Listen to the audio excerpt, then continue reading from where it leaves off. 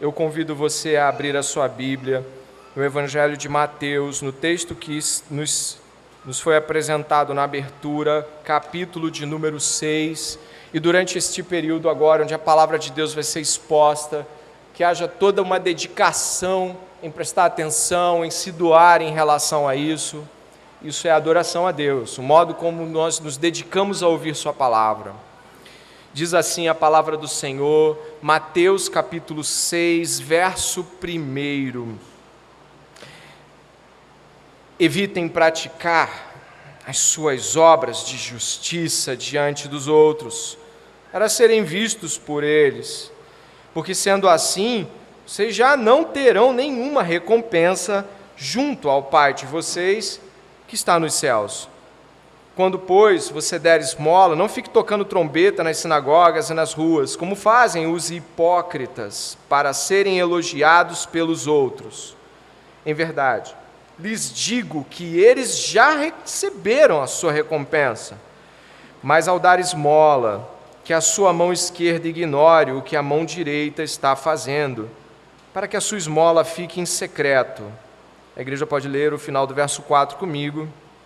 E o seu Pai, que vê em secreto, lhe dará a recompensa. Oremos. Senhor, pedimos Tua graça na exposição da palavra e pedimos a Tua graça na recepção que o nosso coração deve ter. Que estejamos abertos e não fechados, quebrantados e não arrogantes, pretensos e coisas que o nosso coração costuma fazer quando nos defendemos. Que ninguém guarde defesa de Deus e que o Senhor, Pai, esse é o nosso pedido, quebre todas aquelas que se mantiverem. Que o nosso coração esteja exposto diante do Senhor esta noite e que a obra do Espírito seja latente a cada palavra para a honra e glória daquele que nos chamou. Em nome de Jesus. Amém.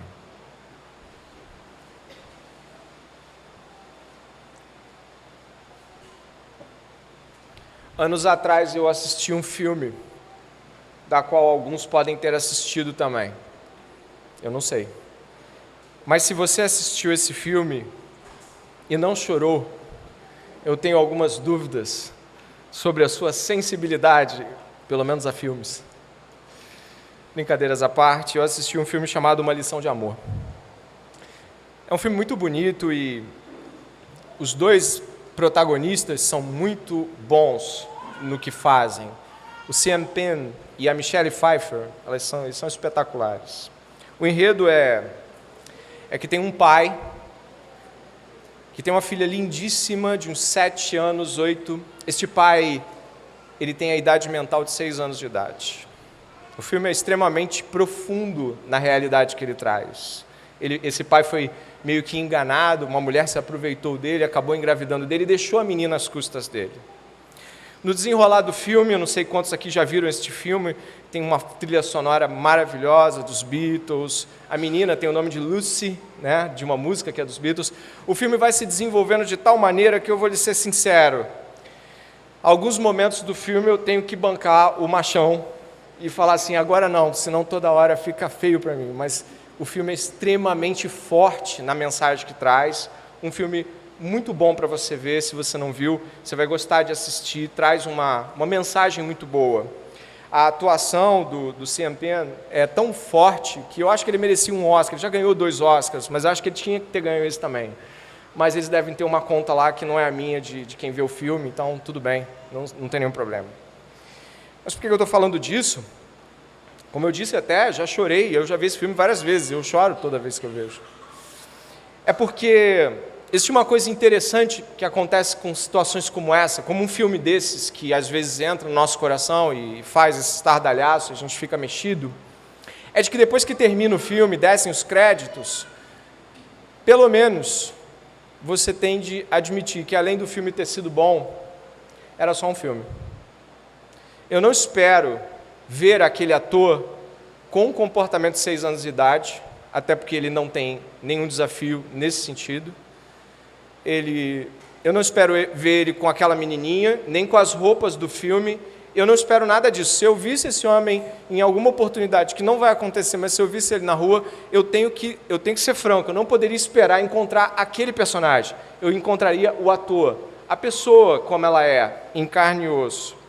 O que ele fez foi o seguinte, vou te explicar. Ele pegou o roteiro, recebeu o roteiro, ele fez um trabalho de composição de personagem muito bom, e durante esse período, certamente, ele pode ter feito uma pesquisa de campo, ele deve ter ouvido pessoas que lidam com pessoas que têm esse déficit, esse desafio, né? Pessoas adultas, mas que não progridem em termos cognitivos, enfim. Ele deve ter feito uma pesquisa muito boa, ele deve ter estudado os personagens, e o resultado é brilhante, mas ele finge ser aquele homem, e isso precisa ficar bem claro, ele é um ator, e o que ele fez ali não é o dia a dia dele. Aquilo é uma belíssima atuação de um ator consagrado. Mas por que eu estou falando disso? E, enfim, o que isso tem a ver com o nosso texto bíblico? O nosso Senhor Jesus Cristo vai estar usando esta palavra no capítulo 6, muitas vezes. Essa palavra está ali no verso 2. Como fazem os hipócritas, é verso 2, parte do meio do texto.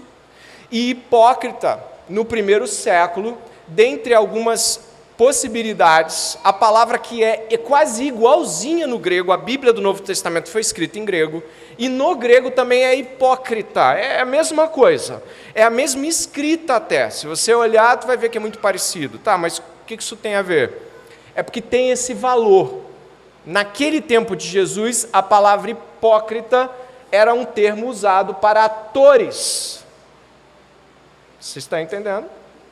Então, se você olhar o verso 2, você vai ler assim comigo. Quando, pois, você der esmola, não fique tocando trombeta nas sinagogas e nas ruas, como fazem aqueles atores, para serem elogiados pelos outros.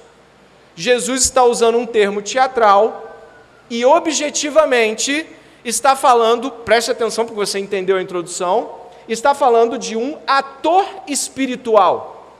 Ele está falando de pessoas que atuam, estudam personagem, sabem os trejeitos, as falas, o modo como fazem e tudo aquilo que configura um excelente personagem espiritual. E Jesus desmancha a coisa toda, dizendo, não façam como aqueles atores, hipócritas. Hipocrisia, palavra que vem deste tempo, é do teatro, é dos atores, e chega para nós hoje como gente falsa, mas o valor daquela época é esse. Se você depois tiver a oportunidade de olhar para o capítulo 23, que não vai ser examinado hoje, você vai encontrar a palavra hipócritas 7 vezes. Jesus vai fazer uma sentença de hipócritas no capítulo 23 para os escribas e fariseus, e eu só quero deixar você claro de algo que já foi dito aqui por mim e por outros. Escribas e fariseus eram os homens considerados o quê? Mais piedosos do seu tempo, mais zelosos da causa espiritual do seu tempo. Então, o que Jesus está dizendo? Não façam igual aqueles atores espirituais. Não orem como eles, não jejuem como eles, não deem esmola como eles. Eles atuam, eles são personagens e eles já recebem aquilo que eles ganham, assim como um bom ator. Já assistiu uma peça de teatro? Já foi a um cinema e já viu um final de filme que todo mundo gosta? O que acontece? Você sabe o que acontece? Como é que faz, não é isso? É assim, não é? Exato. Uma boa atuação merece elogios. Portanto, nós estaremos falando sobre hipocrisia ou atores espirituais que podem estar aqui esta noite, dentre os quais, muitas vezes, mesmo depois de crente, também fui um deles. E falar que eu fui um deles não deve escandalizá-lo, a não ser que você jamais tenha feito coisas para que outros vejam. Portanto, eu gostaria de adentrar aqui o texto como disse, não pretendo me delongar, e te mostrar aspectos importantes que o Senhor quer nos falar sobre isso. Se você puder marcar a sua Bíblia no capítulo 6, ainda sobre considerações iniciais, puder ir até o 23, eu não estarei, como disse, fazendo nenhuma leitura exegética do capítulo 23. Todavia, eu gostaria que você pudesse ver o desfecho de Jesus, preste atenção, para o final dos hipócritas. Existe um desfecho. E isso faz parte das nossas considerações sobre hipocrisia. O capítulo 23, como você pode ter percebido, demonstra-nos nos versos 13, deu uma reconhecida visual, 13, 14, 15. Você está vendo a palavra hipócrita? Sim ou não? Você está vendo, né? O pastor não está inventando, você está vendo a palavra hipócrita. Eu não vou contar, eu só vou contar para te adiantar, são 7 vezes. As 7 vezes que elas aparecem são com ais. Sabe o que é ai? Ai não é sentir dor nesse modo geral, que a gente, ai de dor, não, é ai de juízo. Ai de vocês, hipócritas. Olha o final do verso 37, ou verso 37, capítulo 23. Capítulo 23, o final dos hipócritas é determinado. Diz assim, Jerusalém, Jerusalém, verso 37, você mata os profetas e apedreja os que são enviados. Quantas vezes eu quis reunir os seus filhos, como a galinha junta os seus pintinhos debaixo das asas, vocês não quiseram. Eis que a casa de vocês ficará deserta. Sabe o que é isso? É um juízo para os hipócritas. Jesus está falando o seguinte, ai hipócritas, ai dos hipócritas, ai dos hipócritas. E no final ele dá um brado que mistura um lamento com um juízo. O lamento de Jesus nos traz 3 indicativos imediatos. Pessoas em estágio avançado de hipocrisia, é só você olhar o texto, são capazes de matar os enviados de Deus. Você leu isso aí. Está no começo do 37. Pessoas em estado de hipocrisia e cegueira muito avantajados estão lutando contra os esforços de Deus em reunir o seu povo. Pessoas hipócritas receberão como castigo a terra deserta, que aqui é símbolo de afastamento da presença favorável de Deus. Logo, preste bem atenção, quando falamos sobre, fulano é hipócrita, não sei quem é hipócrita, você pode achar que é uma coisinha, é um pecadilho, mas aí mais um dado que tensiona você a pensar com muita responsabilidade sobre o sermão desta noite. É o pecado mais combatido por Jesus no Evangelho de Mateus. A quantidade de pecados que Jesus assinala, contra os quais ele luta, e luta a favor de nós, e nós devemos lutar, não chega a 20%, 30% da quantidade de ai dos hipócritas que Jesus menciona. O que nos leva a considerar que para Jesus, hipocrisia espiritual, atores espirituais são coisa tão séria que matam profetas, não se permitem ajudar e são capazes de seguir esta jornada inteira sem perceber e ser lançado fora da presença de Deus. Atores espirituais. O apóstolo Paulo, ao seu pupilo Timóteo, em sua primeira carta, adverte Timóteo. Ele faz assim, o apóstolo Paulo: esta é a admoestação que faço a você, meu filho Timóteo, segundo as profecias que anteriormente foram feitas a seu respeito, que, firmado nelas, você combata o bom combate, mantendo a fé e a boa consciência, porque alguns, tendo rejeitado a boa consciência, vieram a naufragar na fé. A rejeição de uma fé sincera diante de Deus, de uma consciência na verdade, levam ao naufrágio da fé. Isso são coisas que acontecem com os hipócritas. Eles combatem os verdadeiros cristãos, é isso que vai acontecer. Uma das coisas mais interessantes é que Jesus está falando que os hipócritas são religiosos de carteirinha, você viu isso, né? Escribas e fariseus. Presta atenção, pessoas que se dizem cristãs podem ser tão combativas contra cristãos verdadeiros que é assustador o que podem fazer, até matar. E Jesus sem dúvida nenhuma, é alvo dessa hipocrisia também, em seu tempo. Isso é o aspecto vertical desta relação, mas existe o aspecto horizontal da hipocrisia. Qual é? R.C. Sproul, um teólogo falecido há poucos anos atrás, mas um símbolo de fé, um homem correto, de várias maneiras, com uma fé e uma doutrina muito segura. R.C. Sproul fala, em uma pesquisa, no seu comentário de Mateus, ele fala de que entre os 10 objetos de maior discussão por parte de quem não quer frequentar a igreja é a hipocrisia. A fala, cita R.C. Sproul, é a seguinte: a igreja é um lugar de gente hipócrita. Inclusive, você já deve ter ouvido isso. Eu não vou para a igreja não, porque na igreja o pessoal é tudo mentiroso, fala que é uma coisa e vive outra. A igreja é um monte de hipócrita. Na tentativa de salvar a cara da igreja, muitos de nós podemos ter feito o seguinte movimento: ora, mas não é só na igreja, no seu trabalho também, na sua escola e faculdade também, na sua casa, hipocrisia, coisa de pecador? Sim, eu admiro a sua busca por tentar livrar a cara da igreja, mas depois de ter feito isso, você examinou se você é um ator espiritual? Porque uma das coisas que nós podemos fazer é defender causas, sem muitas vezes olhar se nós somos responsáveis por algumas das acusações que elas levam.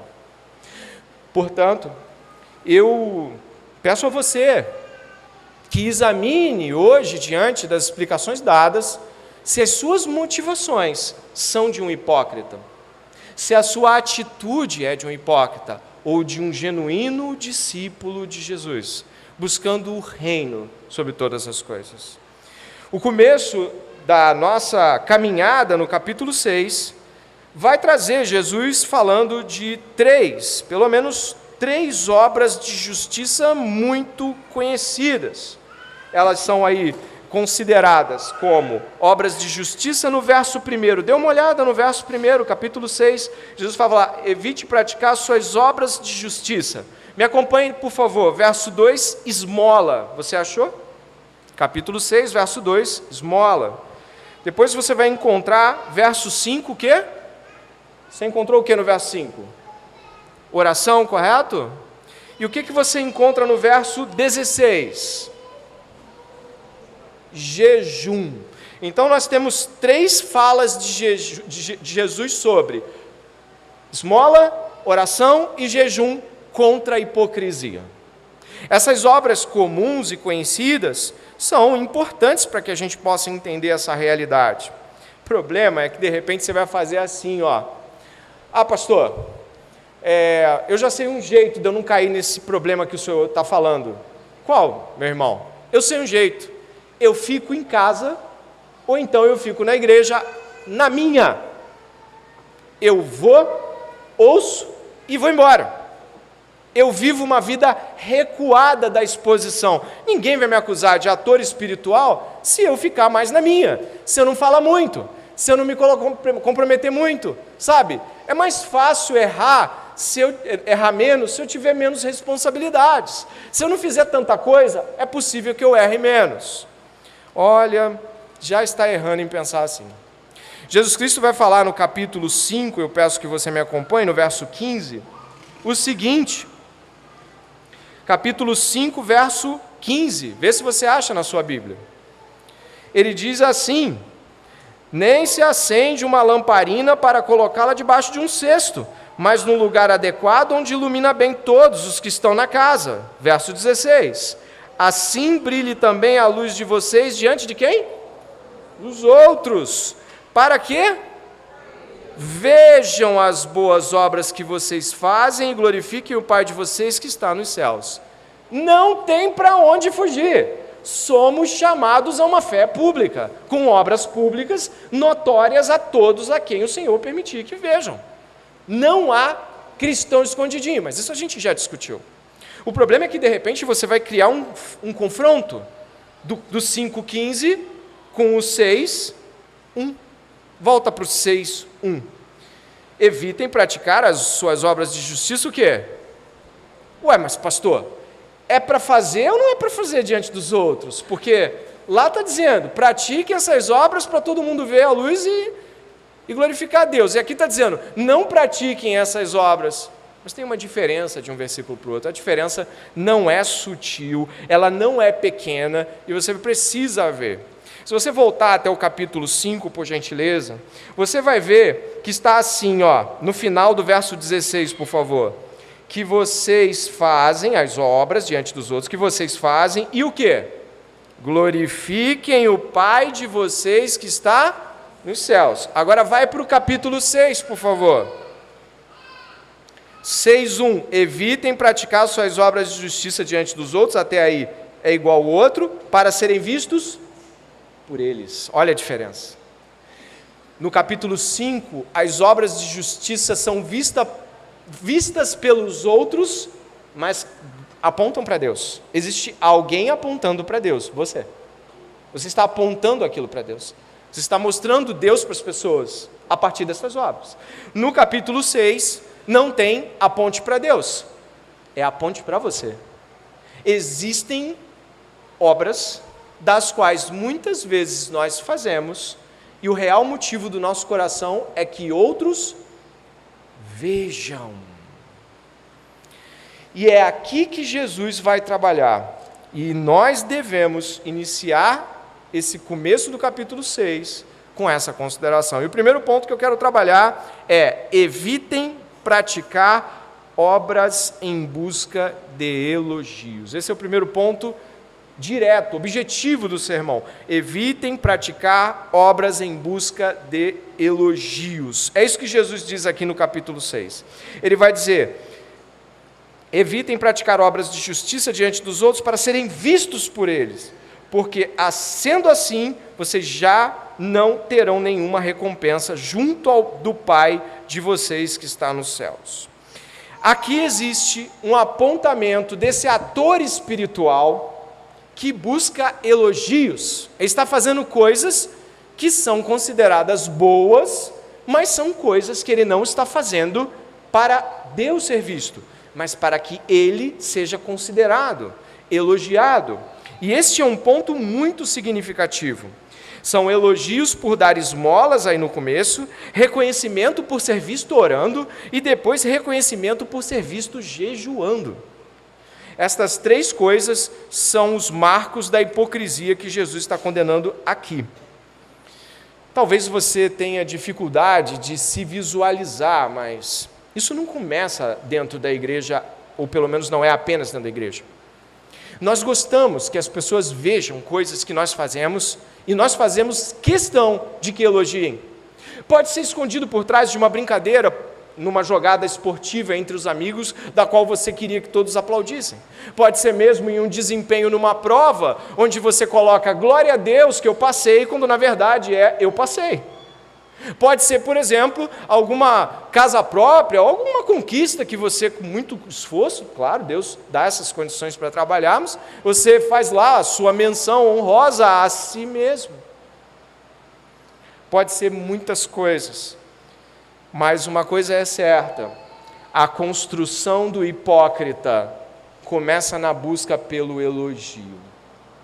Esse elogio aqui tem aparência de poder e arrogância, mas muitos de nós podem buscar identificações com elogio. Uma esposa dedicada anos após anos, fazendo serviços domésticos, a qual esse mundo hoje esnoba, mas que são tão valiosos e tão preciosos para uma casa, coisas que nossas mães e avós fizeram e que talvez hoje, pela graça, reconheçamos o quão valiosos são esses esforços. Talvez uma mulher dedicada como essa, em algum momento, diga: não valeu a pena, nunca fui elogiada e considerada pelo meu esposo, não valeu a pena, e aí ela não conseguiu ver a grande obra que Deus fez na vida dela, apontando o serviço para Cristo.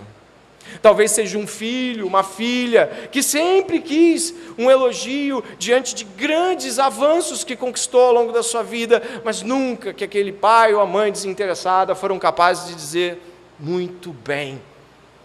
Então, tanto o elogio pode formar uma busca insana por uma condição de formação de identidade, gente que busca elogio, quanto também pode ser uma maneira de motivação. Preste atenção. Aqui nós temos um problema enorme. Elogios podem ser a maior ou uma das maiores fontes de motivação de alguém. Pense em como a ausência de elogios no teu serviço aqui à igreja influenciaria ou influencia o seu desempenho. É só você pensar em termos de não ser lembrado, mas você continua fazendo esse movimento, e eu te pergunto, será que você, preste atenção, será que você continuaria fazendo as mesmas coisas por anos a fio, sem ser sequer mencionado em um final de relatório anual, ou uma menção no intervalo do café da manhã da igreja de domingo?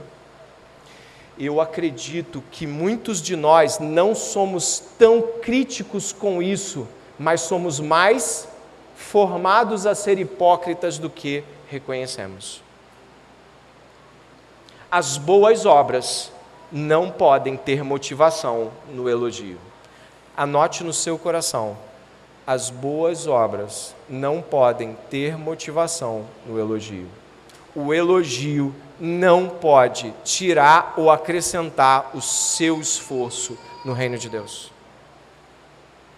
A ausência de elogios não pode te desanimar.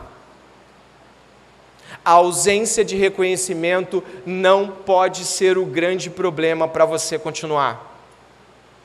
Esse é o ponto de Jesus. Elogios motivam aqueles homens a serem piedosos, logo não são piedosos coisa nenhuma.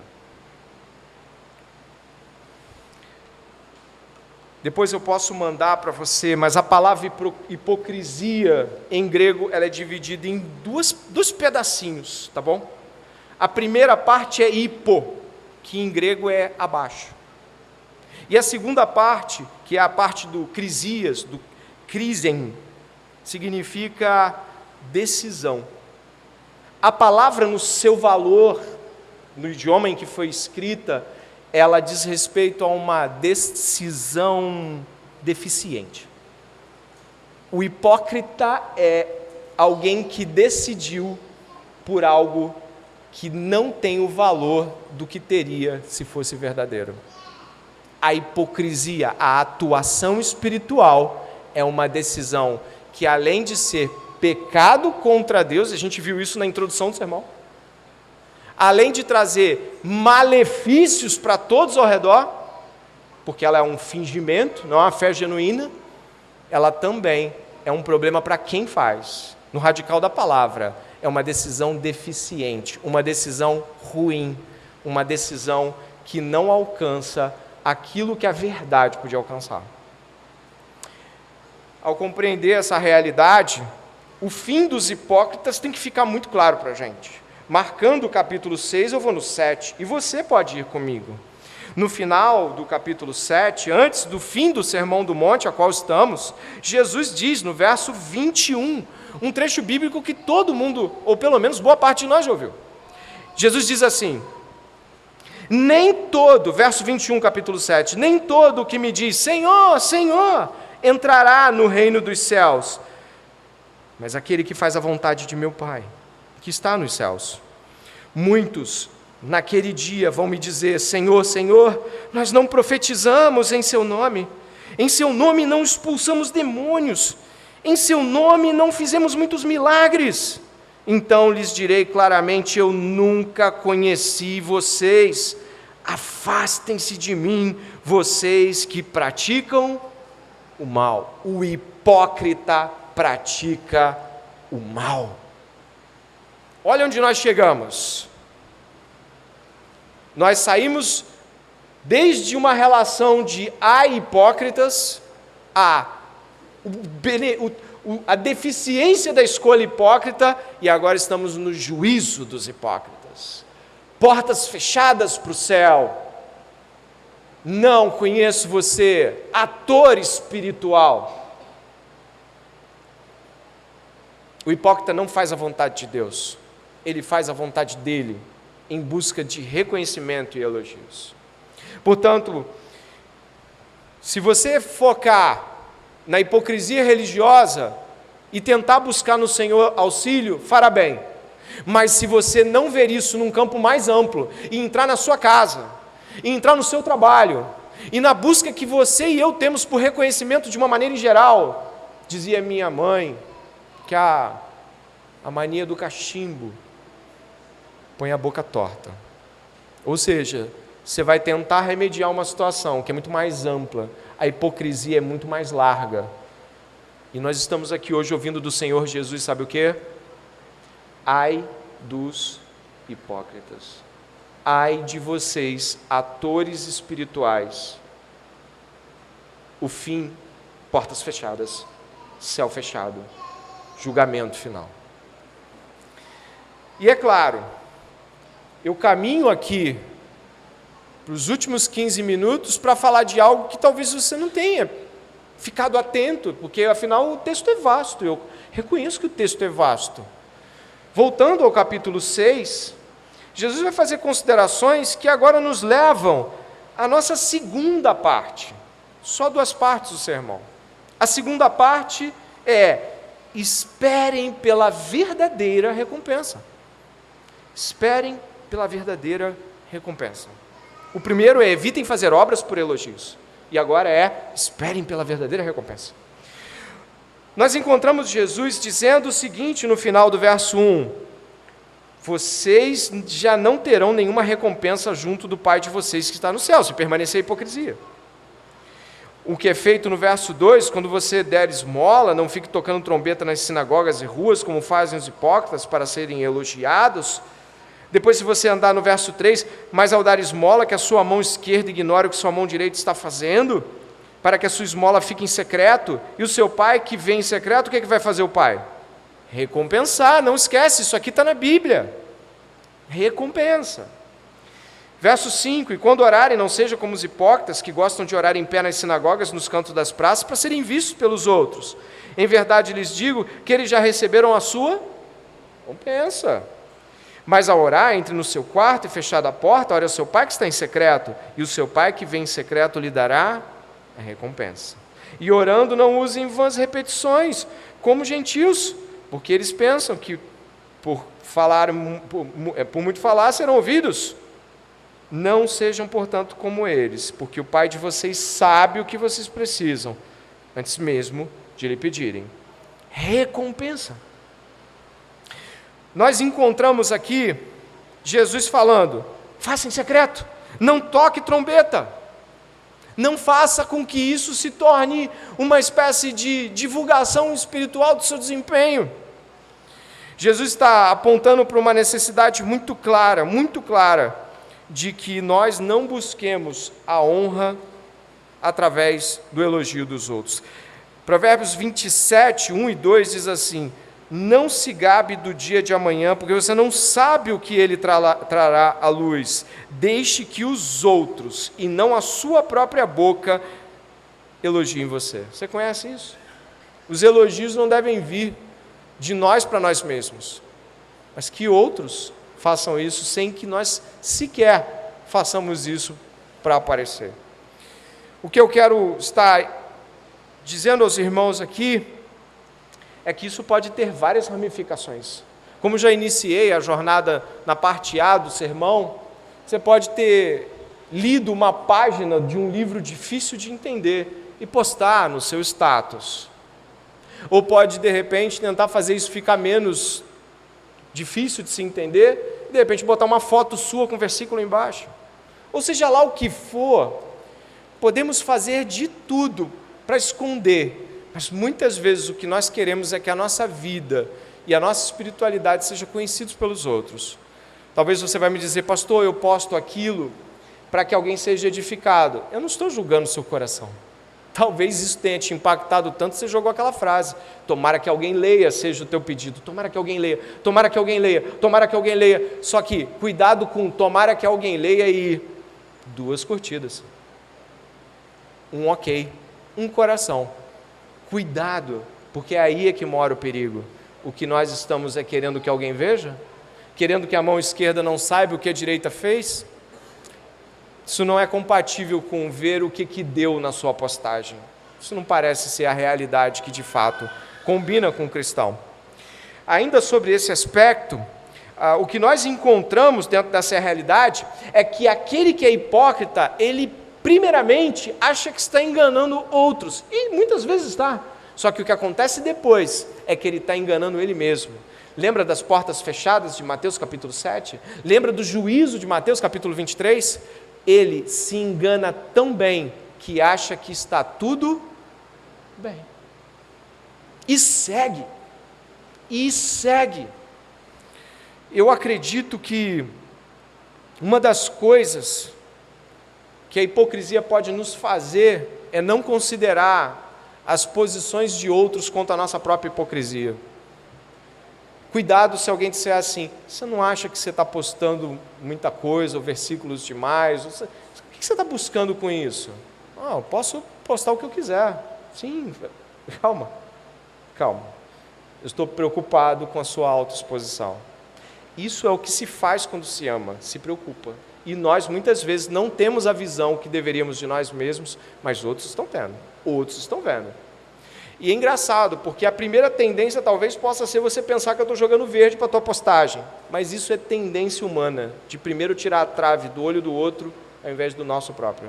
Portanto, se você está ouvindo isso, que o Senhor trabalhe no seu coração. A minha tarefa como pastor, e um pastor do século 21, é expor as sutilezas das coisas que nós fazemos e que por detrás muitas vezes escondem carências, necessidades de relacionamento, busca por afirmação e identidade, e nós deixamos isso para lá, como pecadilhos, e o teatro continua.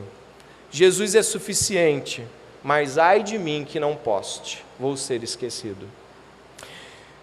Esta realidade nos mostra como nós somos diferentes de Jesus. Jesus Cristo, em suas realidades mais agonizantes, esteve só. E eu acho que uma das coisas que mais me deixa perturbado em ver essa realidade é de que Jesus, quando se coloca na cruz do Calvário, nos traz duas percepções muito claras.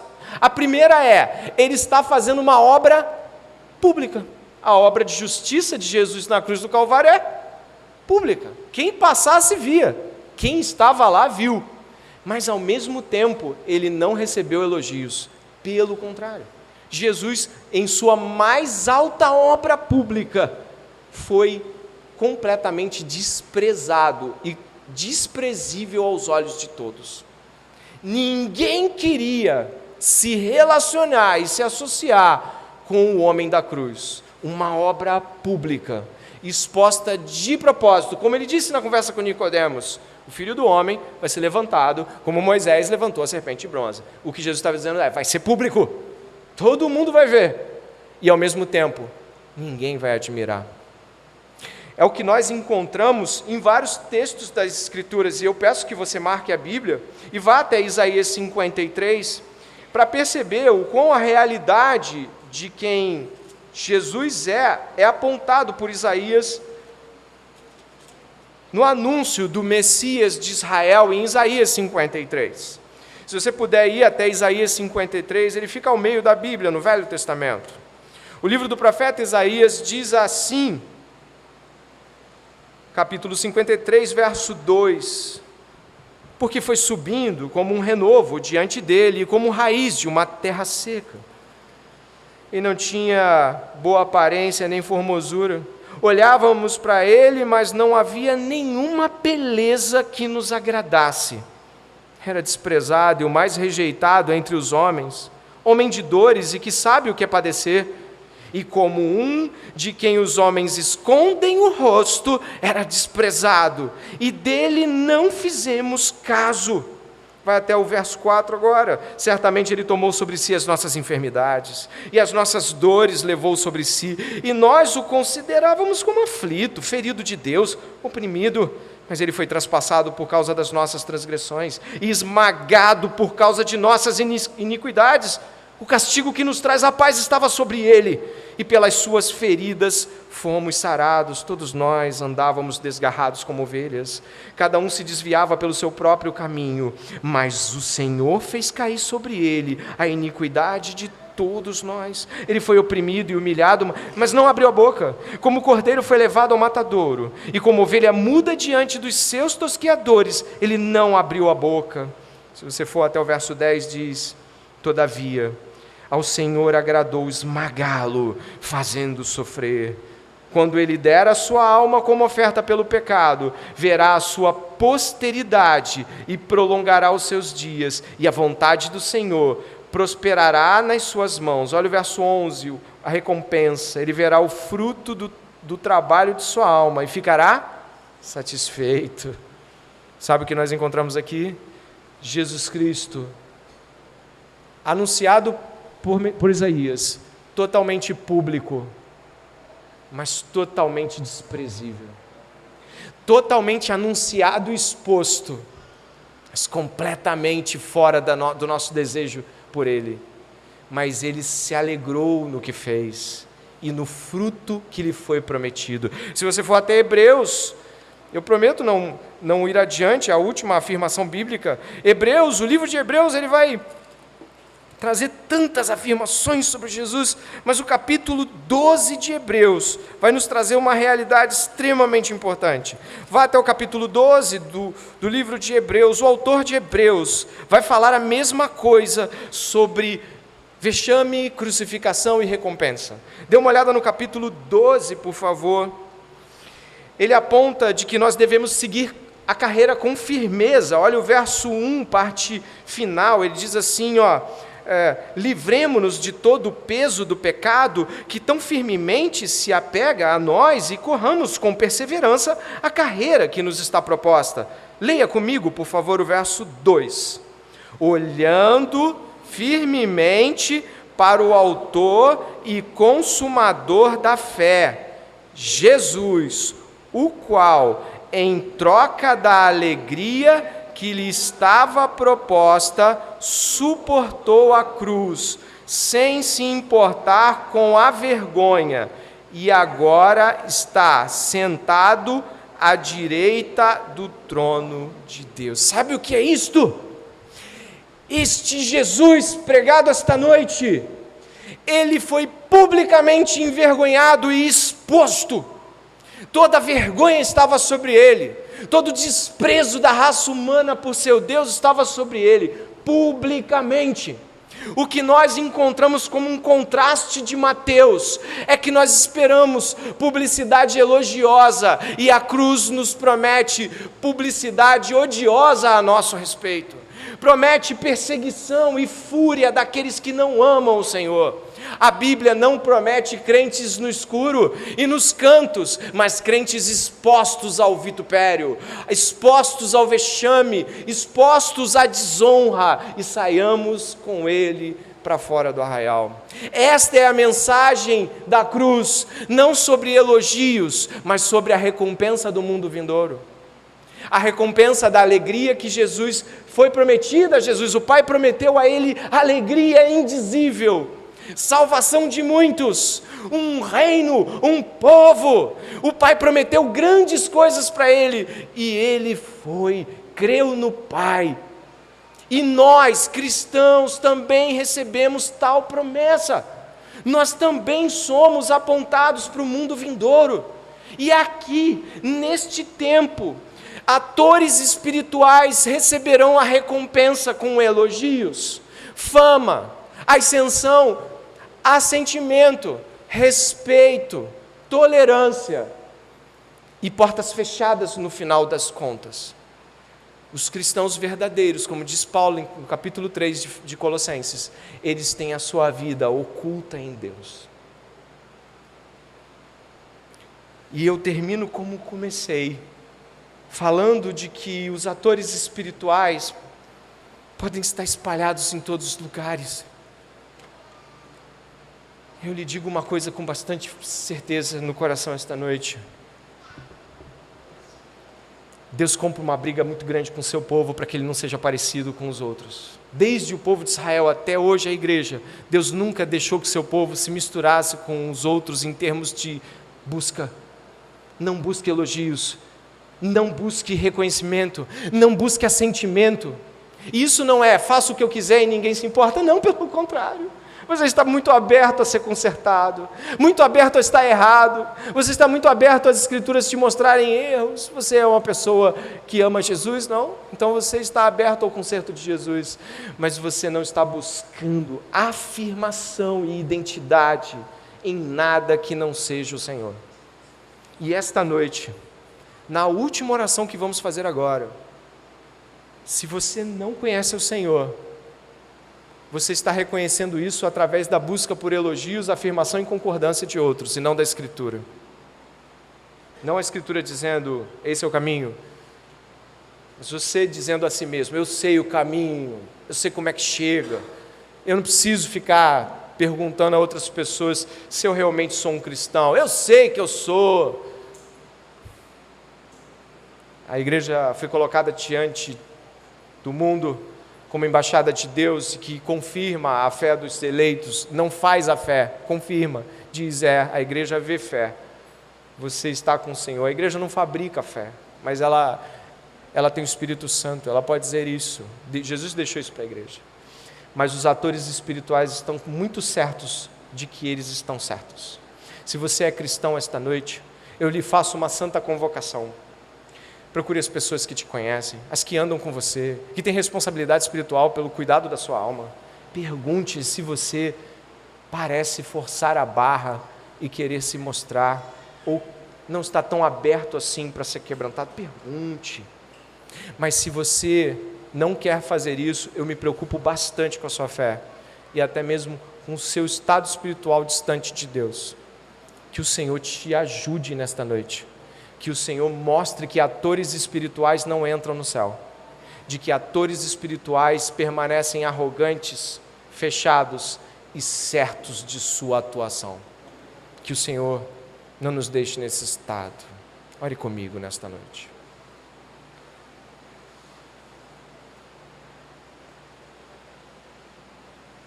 Pai, diante de Ti colocamos o nosso coração para um exame profundo de nossas talvez mais valorosas considerações sobre aquilo que acreditamos. Nesta noite eu me coloco diante do Senhor, eles se colocam diante de Ti e nós diante do Senhor, dizendo, Deus, se estivermos atuando, cantando alto, orando e ajoelhando, ou mesmo criticando a posição de fé de outros, como atores espirituais que não estão dispostos a serem quebrantados diante de Deus. Pai, tem misericórdia de nós esta noite. Se há homens e mulheres aqui, repletos de atuações, eu não posso ver o coração de ninguém, Pai. Hoje o Senhor me chama como arauto aqui, como proclamação, mas eu não sei do coração dele e dela, mas eu sei de uma coisa, se o Espírito Santo estiver falando, o incômodo está sendo tremendo, e eu sei que o Senhor traz esse incômodo ao seu povo, o Senhor traz esse incômodo para que o seu povo desperte da mornidão, desperte de tentar viver uma vida por mostrar como se faz. Ajuda-nos, ó Deus, como disse nosso irmão Lutero, somos todos pedintes. Ajuda-nos a esta noite nos dedicarmos ao quebrantamento de espírito, ao arrependimento e à genuína conversão.